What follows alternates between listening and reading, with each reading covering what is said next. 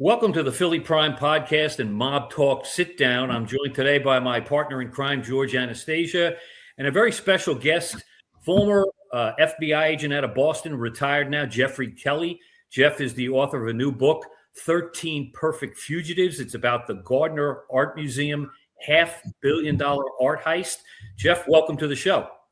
Hey, Dave. Thanks for having me. Hi, George. How you doing? Geoff, this is 36 years ago. Next month on the 18th, it was a Sunday, I believe. Two thieves dressed as Boston cops knocked on the door at the Gardner Art Museum, came inside, and in a short period later, 13 pictures disappeared. Very valuable, $500 million. Walk us through this, if you can, right at the beginning. How did this happen?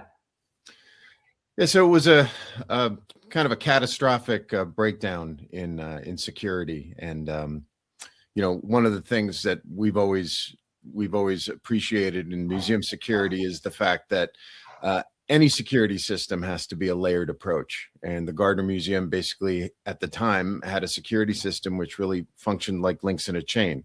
Yeah. And if one chain breaks, then the whole system falls apart. So it was just after 1 a.m. It was 1:24 a.m. On early Sunday morning, St. Patrick's Day. It was Saturday, so you can understand this was not accidental. The subjects knew that the cops were going to be tied up with parties and bar fights and whatnot. And so 1:24 a.m., the buzzer at the service door rings. The guard answers it. Two guys are saying they're Boston cops. They say they're responding to a disturbance, and they ask to be let in. And against protocol, the guard lets them in. Once they're inside, they ask the guard who else is there. The guard, his name is Rick Abbott. He tells them that his partner's upstairs. They instruct him to summon him on the radio. He comes down about a minute later. Then one of the subjects says to Rick Abbott, who's sitting at the watch desk, which is kind of like the little command console. He says, "Hey, I think there might be a warrant for your arrest. Come out from behind the desk," which Rick does. And in doing that, gets him away from the panic button, which was right there by his knee, that if he pressed it would have summoned the real cops. Yeah. They told him I think there is a warrant for your arrest, that whole spiel. And they had him, assume the position against the wall along with his partner. And once they had him cuffed up, of course, these guards were unarmed in the first place. But after they had him cuffed up, they said, "Gentlemen, this is a robbery." And, they locked him up down in the basement, and they spent the next 81 minutes removing these 13 works of art from the museum. It's you say it's almost impossible to put a dollar figure on it because these works were so important. But 2:45 a.m. they walked out with 13 objects that and they just launched themselves into the category of committing the world's largest art heist. Okay, George, there's a big mob connection to this, so I'll let you delve into that a little bit with Geoff, if you will. Yeah, we're talking 36 years ago and nothing surfaced, which is amazing to me, given that there's a reward and the statute of limitations has already expired in terms of the robbery. So if you came forward, you'd be able to collect the cash. Yep. One of my questions is, it clearly from what you just said, they knew what they were doing when they walked in. Do you believe they went in looking for specific works of art? And if so, did they have buyers already lined up? If not, it seems like a random robbery, and this is not a kind of stuff you can sell off the back of a truck.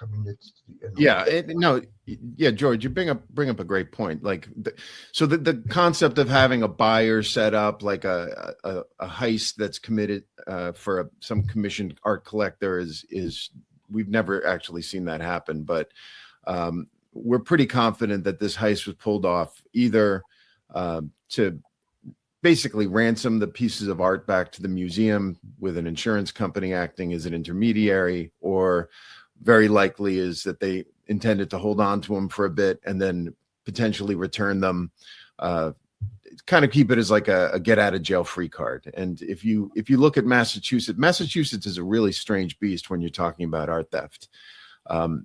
Massachusetts in 1972 had the world's first armed bank museum robbery.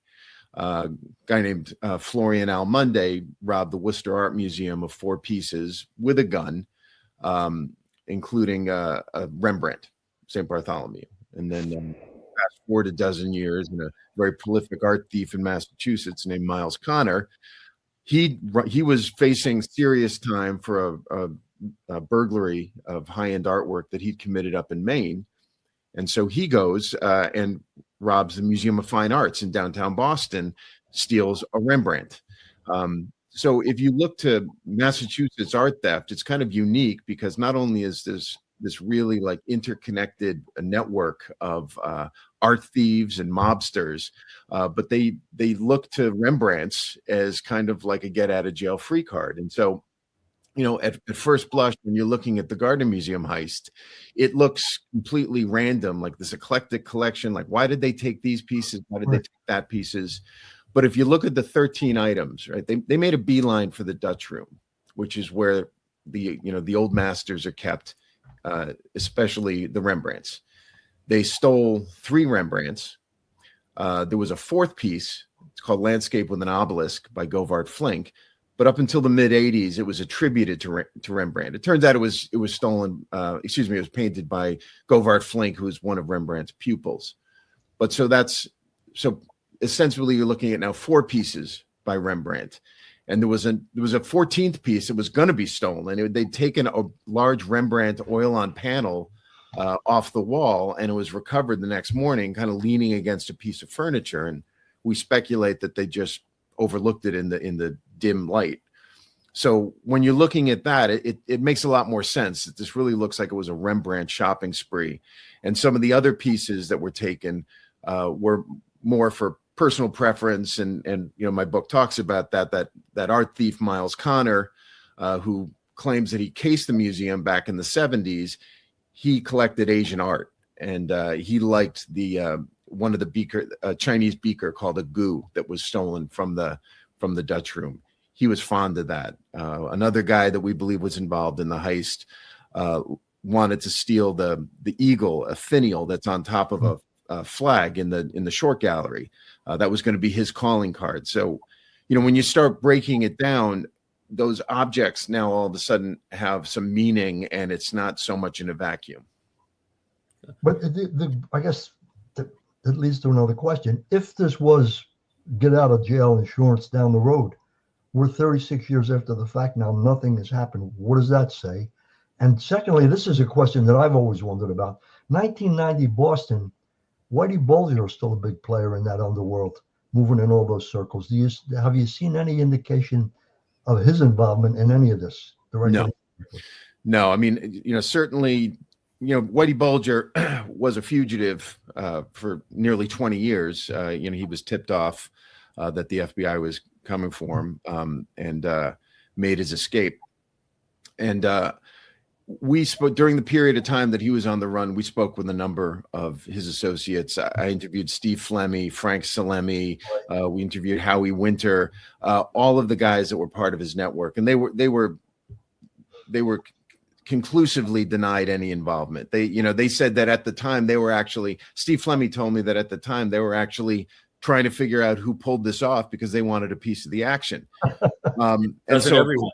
Yeah, right. And so when Bulger was finally caught in 2012, you know, that was a question that, of course, was asked of him by Rich Tehan, who was the FBI's case agent on the fugitive investigation. Bulger had no knowledge, and you know, believe me, you know, when you look at the crimes that were committed by Bulger and his crew, you know, murder, torture, drug trafficking, arms trafficking. Copping to a property crime like, you know, stolen art, there's no reason why they wouldn't have been honest about it. Jeffrey, in the book, though, you quickly focus, and the investigation quickly focuses on sort of another associated mob faction here, and several mob names start to pop up, and then several people end up getting killed as the 36 years unfold in your book. Yeah. Talk to us about that. Yeah, I mean, look, that's when we believe that this, you know, when you talk about art heists and art theft, people love the idea of, you know, the like the Thomas Crown affair, or, you know, the guys rappelling through the skylight, you know, all that kind of stuff. But at the end of the day, this was just a robbery, and it was a robbery that we believe was committed by local mobsters in Boston. And it's interesting to note, and my book talks about it, that in the year and a half following the heist, three subjects who we believe were associated, had some involvement in this heist, were brutally murdered, and a fourth died under very suspicious circumstances. And I think that has a chilling effect on anybody that harbored any aspirations to come forward. I think it's also a definite possibility. One of these guys, Bobby Donati, who was murdered on his front porch, beaten to death and nearly decapitated, the responding police officers that showed up noted that the house had been broken into and ransacked. So, if you're going to take that a theory that this is, they were looking for the Gardner Museum artwork because it was pretty well known that he had some of the pieces. Well, now it makes perfect sense as to why these paintings wouldn't have come forward. At least some of them was because the secret of their location where they'd been hidden died with Bobby Donati. Okay. Focus it back to, if you can, now Bobby Guarente and Bobby Gentile. George and I know Gentile because he ended up hooking up later on with the Philly organized crime family under Joey Merlino and a number of others. But you get to those two guys, and that seems to carry the ball on the heist, at least the investigation of it, for quite some time. And then you guys work through that. Yeah, absolutely. And that point, Dave, brings up some other issues that, that play into why these paintings never come back, right? Because the crew that we believe pulled off this heist was associated with Bobby Guarente. Bobby Guarente was a mobster. He lived up in kind of bucolic Maine, but he would come down to do his drug trafficking, and he was a bodyguard for a guy named Bobby Luisi. Right. Back in the late 90s, Bobby Luisi was a cocaine trafficker, and he was a mobster, and he was having an issue with the Rossettis in Boston, and so he looked to see if he could get backing from New York. He was rebuffed from New York, so then he looked down to Philadelphia, and Skinny Joey Merlino and his crew agreed to make Luisi, and they made Bobby Luisi and two of his associates, Bobby Guarente, a lot of Bobbies here, Bobby Guarente and Bobby Gentile. And so this is really when you start now you're looking into a mob investigation, right? And when people are always talking about why does anybody come forward? These are just paintings. They're paintings, but you're talking about interstate transportation of stolen property, which is a specified unlawful act, which could underpin a RICO investigation. So you got somebody who's coming forward and saying like, I got these paintings, it's no big deal, but they could conceivably be putting themselves now as a predicate act for a RICO. And let's also not forget about the fact that there's at least 3, probably 4 bodies associated with this robbery, and the statute of limitation never expires on that. So now you get somebody who now is implicating themselves in a homicide, and that's really difficult for an investigator working a cold case when you've got these two things hanging over the suspects' heads. George? Yeah, I mean, we know a lot about Luisi. We also know that one of the things Luisi had to do to maintain his standing in Philadelphia was to pay tribute down here. Yeah, about $10,000 a month. Yeah. Yeah, and if in fact his crew was involved in this heist, it would stand to reason that the guys down here would say they want a piece of the action. Is there any indication that anything came through Philadelphia? Yeah, I mean, we have indication that when we ended up, I don't want too many spoiler alerts, but we ended up investigating Bobby Gentile, who was notionally he was a used car salesman and a mason from Manchester, Connecticut, right outside of Hartford. But in reality, he was a made member of the Philly mob. And, when we started looking into him and looking into his activities, we ended up able to charge him and convict him on drug trafficking in 2012. And then 2 of his close associates ended up becoming FBI sources. And one of them specifically told us that Bobby Gentile had these paintings, at least some of them, and he was trying to move them through Philly, and that there was an incident that occurred at up in Connecticut at his auto lot, his used car lot, with the source, when he laid out what the source described as the Storm, one of the largest and really the most iconic piece that was stolen in the Gardner Museum robbery. It's actually depicted on the cover of my book. It's kind of become the iconic representation of art theft worldwide, is that painting right there. And Gentile showed it to the source and said to him, you know how much this thing is worth? And when the source said no, and he said, nothing, it's worth nothing, it's too hot. And the source told us that he believed that the next day he put what he believed was that painting, along with a few others, all packaged up and put it in a poultry truck. And he and this associate named John Jack Jackma, drove it down to Philadelphia, and they took it to a warehouse in the outskirts of the city and left it there. And the source was quite adamant that he believes that he'd just driven that stolen Rembrandt down to Philadelphia, and getting along the lines of this mob angle. Gentile and Guarente had an argument once over these paintings, where Guarente wanted to give one of these pieces to the Philly mob as thanks, as tribute for making their crew, and Gentile, who was just parsimonious to a fault, was dead set against it, because he said these things are just too valuable to give away. Yeah. Listen, I'll pick up the story a little bit from there. And Geoff was kind enough to interview me for the book, and has a chapter called Brotherly Love, I think is the chapter. Am I right about that, Yep. Geoff? Yep. And we talk about just what you talked about, and some of the rumors that George and I heard on the street regarded somebody near the Rittenhouse Square area who had contacts with an art dealer, and that the paintings may have somehow worked their way through that to an art dealer and then up to New York. But it does look like Philadelphia is the last known location of at least 3 of those paintings, I believe, or 2, depending upon how many were in the truck. And there was a prior meeting, am I right, in Philadelphia, where the pictures were shown to several mobsters in a different warehouse before the arrest of Joey Merlino. But I want to be clear here. To this date, there's no clue whatsoever that Joey Merlino was involved in this, even though Luisi and Guarente and Gentile were in his crew.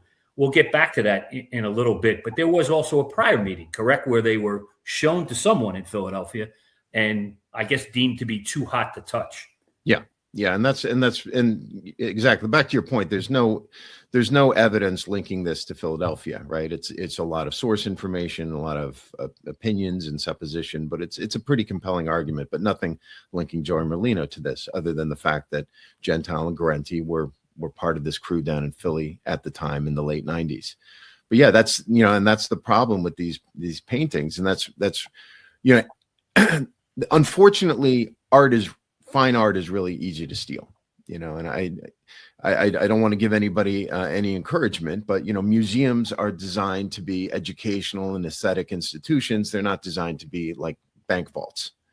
And stealing high-end art, especially something as valuable as a Rembrandt or a Vermeer, that's the easy part. The hard part is, how do you monetize it? And it's very difficult. I mean, it was difficult in 1990. It's virtually impossible today to monetize it, because anybody with a smartphone can take a look at the painting and do a Google image search, and you're going to find out everything about it. Mm-hmm. So the easy part is getting high-end artwork. The difficult part is monetizing it. Doesn't mean that it doesn't get stolen anyway, but this is what happens to these high-end art thieves, who they tend not to be recidivists, right? They do it once, and then they find that they're stuck with this thing, and like, what do you do with it? And it kind of bounces around. And yeah, Philly was like, these things are too hot, because you're not going to monetize them. George, in theory, you and I have discussed this many times on Mob Talk about this heist and others. The Philly mob had difficulty getting rid of expensive things, stolen property and things like that. I mean, to add a little bit of fuel to the fire here, they weren't very good at doing that. Small, simple truckloads and cargo truckloads of stuff, they were convicted of doing that. they could get rid of. But when it got to the higher end things, and Lamborghini kind of rings in my head here. Yeah. Talk about that, George. Yeah, that came out during the big RICO trial, where there was a Lamborghini probably worth $250,000 had been stolen in Cleveland, I think. And the mobsters in Cleveland had no way to unload it for the reasons you're talking about, Geoff. There weren't that many cars like that, and right away it's identified as a stolen object. The guys in Philly said they would take care of it, and so it got shipped here to Philly and was being stored in a small garage in South Philly. And when the RICO investigation was heating up, these guys decided they had to move the Lamborghini. So they rented a U-Haul truck, backed it into the garage, but it was the wrong kind of truck, and it didn't have any way to get the car into the truck. So they used a couple 2x4, planks, and tried to push the Lamborghini into the truck, and it fell off and was damaged. And they ended up, I think, the FBI eventually heard about it and sent an undercover and offered $7,000 for this $250,000 car, and they made a deal. And that became a minor part of the RICO case, but it was one example of the Philly guys not being able to deal with high-end items. And this, what you're talking about, is high-end items writ large in the extreme. So I guess at the end of the day, we're saying, are these paintings forever lost? Is that it? There's no value to the guys who stole it. No chance to claim the reward by turning them back in. Where are we? And 4 major players are dead. I mean, are these just lost forever? Which is a tremendous tragedy. Yeah, I mean, they're not lost forever. Everybody has the idea that when a high-end art theft takes place, and there's too much heat, which is what happened in this case, that the first thing these guys do is destroy the paintings. They burn them. As an art theft investigator, I always had to look to historical cases to kind of learn from them, and that's virtually never happened in the world of high-end art theft, because it's counterintuitive, right? This is your ace in the hole. If the FBI comes knocking on your door one day because they've pinned you for the robbery, you better have something to bargain with. In 2019, in Dresden at the Green Vault robbery, 100 million euros in jewelry was stolen. When they finally locked up these guys in 2022, they were able to recover all but one piece. And so it gives you an idea. Nobody's going to destroy things. You're going to sit on it for a while to see until the heat dies down. And when you're talking about the Gardner Museum artwork, it was always this kind of lingering fear as an investigator that maybe some idiot decided, let's just burn these things. But the fact that we have corroborated sightings of some of the pieces over the years, is far forward as a dozen years after the robbery occurring, and we have people seeing some of these, the Vermeer and the Storm, which we have seen, gives me a comfort level that they're out there somewhere. And when you're looking at art theft, art is either recovered shortly after the robbery occurs or shortly after its theft, or it's going to be generational. And somebody's going to die and somebody's going to come forward. They're going to find it in an attic. They're going to find it in a safety deposit box. And this is how a lot of times stolen art gets back. And, in fact, I retired in April of 2024. And the month I retired, I was able to repatriate to Okinawa these 22 artifacts that had been looted, in the waning days of World War II. So you're talking 80 years after. And it came about because, a World War II veteran dies, the family's going through his personal possessions, and they come upon these objects and they think, this is not something my dad would have purchased, and they start doing some investigation. They called me and as an art crime team agent, and that's how recoveries happen. Yeah. So I know there's an interesting little aside story we kind of put the Philly part of this to bed. Joey Merlino goes away to prison in 1999, gets out in like 2011. You and a fellow investigator, Jamie Lawton, decide to kind of do an interesting little investigative trip. Can you talk about that a little bit? It's down to Florida, where Joey was released from prison. tell us what happened during that visit. Yeah, so I'm going to take a step back in order to answer this question. Sure. Right? And maybe I'll touch a little bit upon something George brought up a minute ago, but the museum is offering a $10 million reward right now for the recovery of the 13 pieces. And obviously there's a portion of the reward for any one particular piece that's returned. The stipulations that the museum has for the reward is that they won't pay it out to somebody who is involved in the actual robbery, which, makes sense. You're not going to do it. That would be more like a ransom. And so because at the time when we went down there, Joey had just gotten out of prison, and we had no information, and still to this day have no information that he had any involvement in the robbery. We believe this was done by guys up in Boston.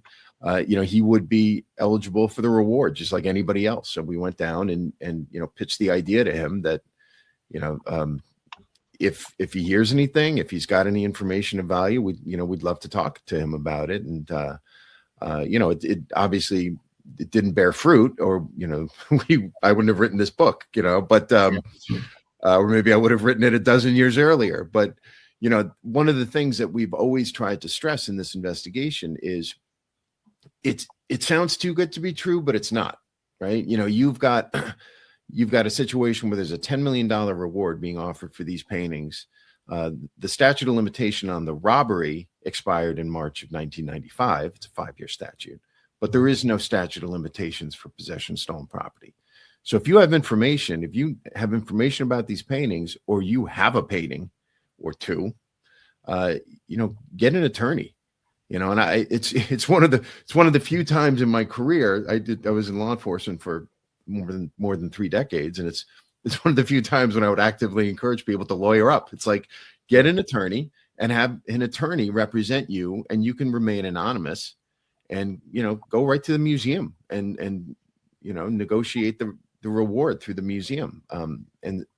And so that's one of the things that we've always kind of played out there. And, but I sometimes think that people don't understand.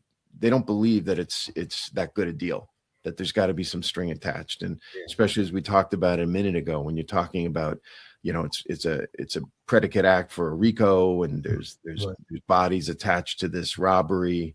It's messy, but we're earnest in what we say. It's like, well, then get an attorney. Geoff, just before we get away from this meeting in Miami with Joey Merlino, what was his reaction? I think he was checking in for his supervisor release visit. Am I right about that? And you and Jamie Lawton showed up to ask him a couple of questions. Give us his reaction when you kind of popped this topic on him and the subject, and what was his response when you kind of pushed that button?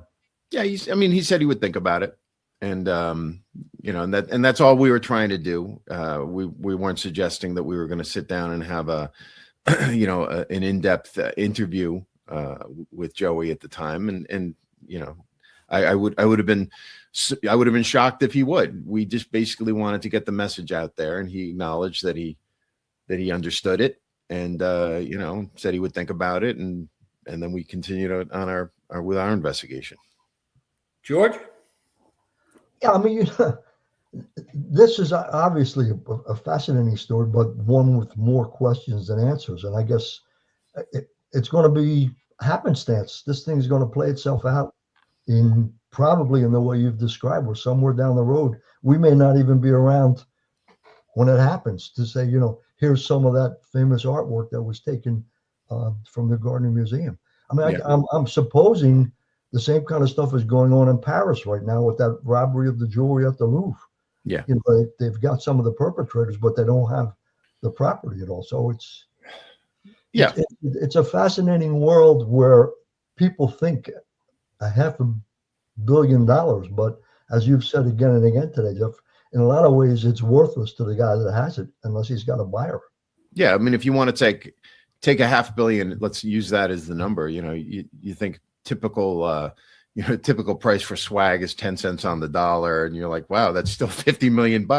Even if I get 1 cent on the dollar, that's $5 million. But you're not even getting that. They're just too well known, too recognizable, and we've seen a sea change in museum thefts and thefts from residents, private residences, that it's gearing more towards artwork, from artwork to jewelry, because jewelry can be broken down. You can recut the gems, you can melt down the settings, and you can reintroduce it on the legitimate art market. You're getting a tremendously diminished value, right? I mean, you take when you're looking at like these Napoleonic jewels that were stolen from the Louvre, and you're talking about jewels that are 100 carats. I'm throwing a number out there. You cut that down into 25 carat.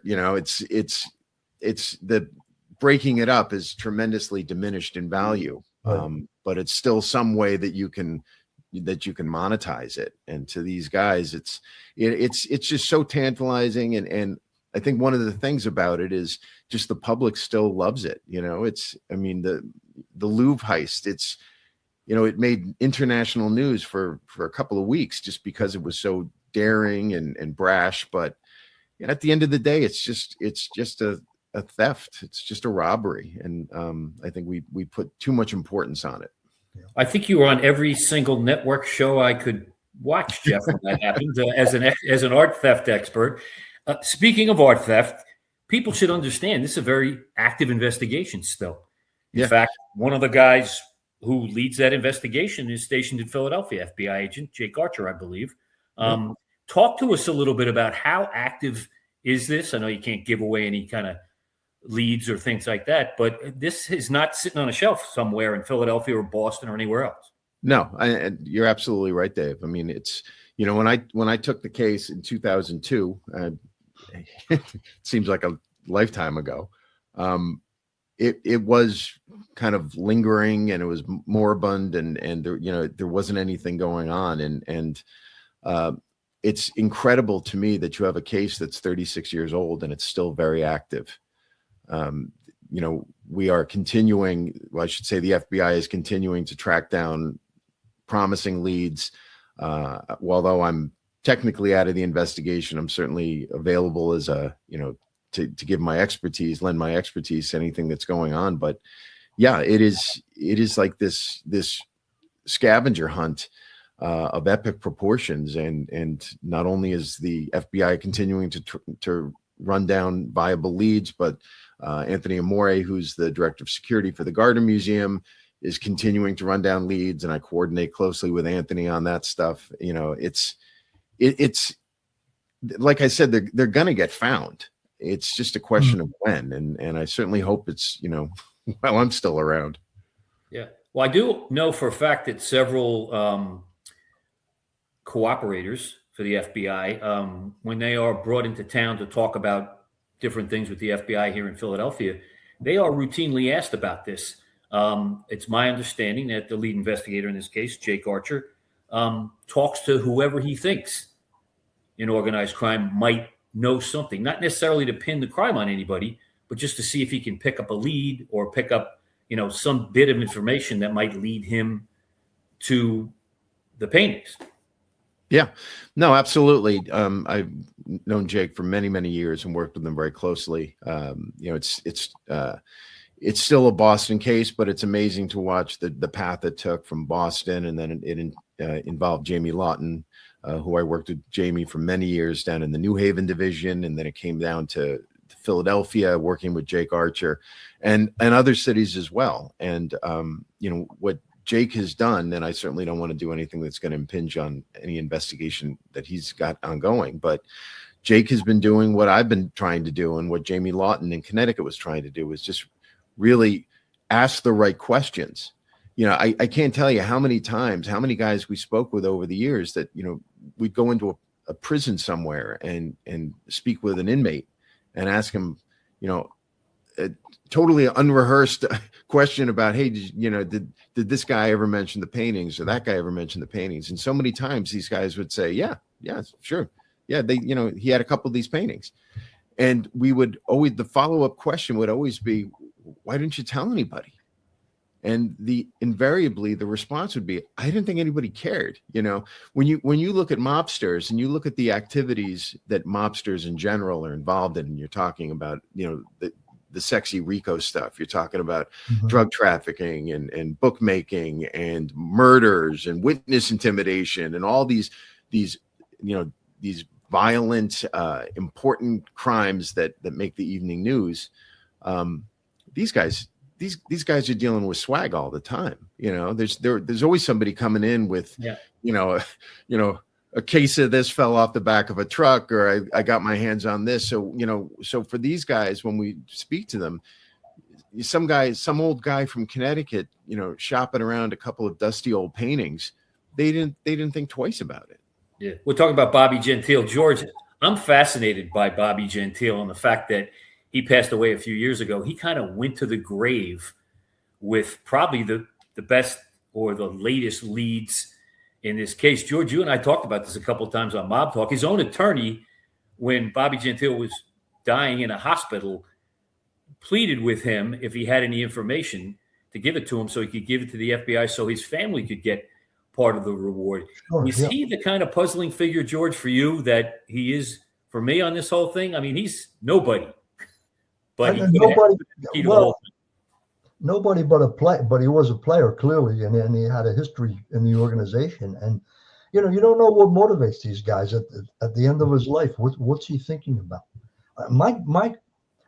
Here's what I wonder about: if these priceless works of art are being stored somewhere in a warehouse,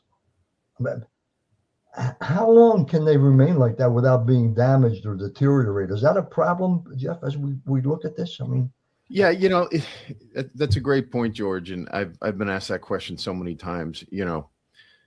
If you want to store valuable artwork, paintings, 65 to 70% humidity, 68-degree temperature. Like, there's all these things that are the optimum storage conditions for a piece of artwork.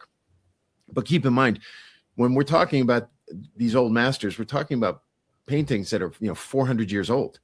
They survived for centuries in musty old manor houses and castles that were heated exclusively with big fireplaces. They're resilient. They're not optimum conditions, but they can be conserved. They can be repaired. If these paintings are in a warehouse somewhere, they're going to be they're going to survive this, and they're pretty resilient. But yeah, of course we have concerns. I mean, there was Bobby Gentile told an inmate after we locked him up in 2012, he told an inmate that the FBI is never going to find the paintings because they're buried underground, which caused us to go back to his house again based on that information and do another search warrant in April of 2012 of his house. This time we brought in ground penetrating radar and x-ray machines and thermal imaging scopes and whatnot. And, we found a Rubbermaid container that was buried underground through a trap door in his back shed.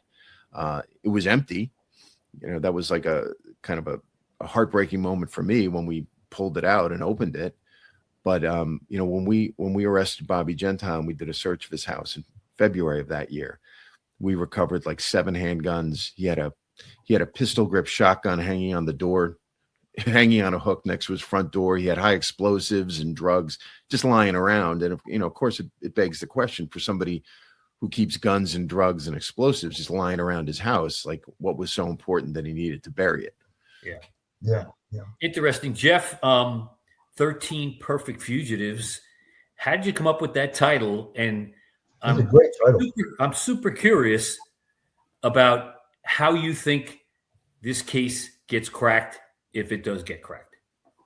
No, yeah, thanks, Dave. So when I got this case in 2002, as I said, the statute of limitations had already been expired on the robbery itself for 7 years, more than 7 years. And so I chose kind of this unorthodox approach to work this stolen property case really more as a fugitive investigation, because that's really what we're doing, right? And that's, how do you catch fugitives? You catch them through publicity, or missing persons with the milk carton. And so I took the attitude, and I received full backing from the FBI that we're going to work this thing like we're working for looking for 13 fugitives. Mm-hmm. And the reason I call them perfect fugitives is, the reason why fugitives get caught is because they've got to do these things in life. They get toothaches and they got to go to the dentist. They got to go to the DMV to get a license. They have to live somewhere. They got to pay rent. They got to go shopping. These are the kind of the mundane tasks that we all have to do in life, and that ultimately leads to a fugitive's undoing. And I start my book off by talking about Whitey Bulger, who was on the run for nearly 20 years. He got caught because the FBI started this publicity campaign looking for his girlfriend, Catherine Grieg, who went on the run with him, and somebody recognized her. So that's how I always used it. And 13 perfect fugitives, they don't have to do these things. They don't get toothaches. They don't need to eat. They can be locked up somewhere. So which makes them the perfect fugitive. And so that's how I came up with the title for the book. And that's how I always investigated this case. George, I'll give you the final question here. Yeah, I mean, we're fascinated with the potential mob involvement, but I think overall, this is just an historic event. And it's indicative of what you guys do in the FBI, that, you've been on top of this for 36 years. Whether or not it gets resolved is a whole other question, but it's a piece of American history at this point. Yeah, it really is. And, listen, I've had some wonderful bosses over the years who supported this case wholeheartedly, both in Boston and down in headquarters. But there were some who didn't share my enthusiasm for this case, and they're like, why are we wasting our time looking for this? And really the question is, well, when do we say we give up? We're the FBI. Do we just say, okay, uncle, I give up. You got us? No, we don't do that. And so until such time as these 13 pieces are returned to the museum, the FBI is going to keep investigating it because we don't give up.